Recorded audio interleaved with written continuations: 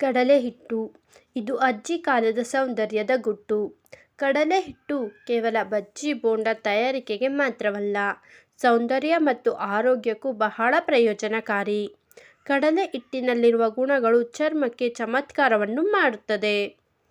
ನೀವು ಶುಷ್ಕ ಅಥವಾ ಎಣ್ಣೆ ಚರ್ಮ ಹೊಂದಿದ್ದರೂ ಕೂಡ ಕಡಲೆ ಹಿಟ್ಟನ್ನು ಬಳಸಬಹುದು.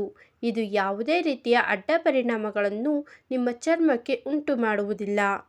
ಕಡಲೆ ಹಿಟ್ಟನ್ನು ನಿಮ್ಮ ಚರ್ಮಕ್ಕೆ ಹಚ್ಚಿದಾಗ ಅದು ತೇವಾಂಶವನ್ನು ಕಾಪಾಡುವುದಲ್ಲದೆ pH ಮಟ್ಟವನ್ನು ಸಮತೋಲನಗೊಳಿಸುತ್ತದೆ.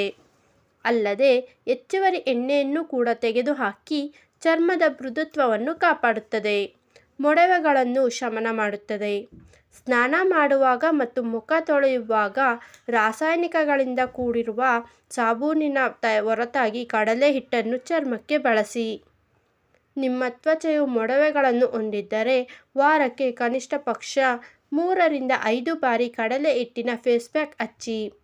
ತ್ವಚೆಯಲ್ಲಿನ ಕೊಳೆಯನ್ನು ತೆಗೆದುಹಾಕುತ್ತದೆ. ಆಗಾಗ ಕಡಲೆ ಹಿಟ್ಟನ್ನು ಫೇಸ್ ಪ್ಯಾಕ್ನಂತೆ ಬಳಕೆ ಮಾಡಿ.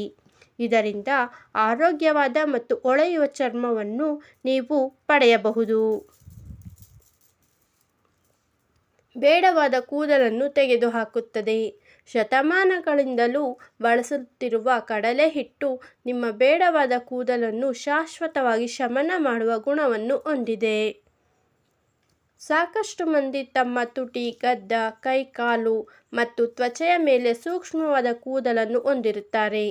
ಅಂಥವರು ಶಾಶ್ವತವಾಗಿ ಬೇಡವಾದ ಕೂದಲನ್ನು ತೆಗೆದುಹಾಕಬಹುದು.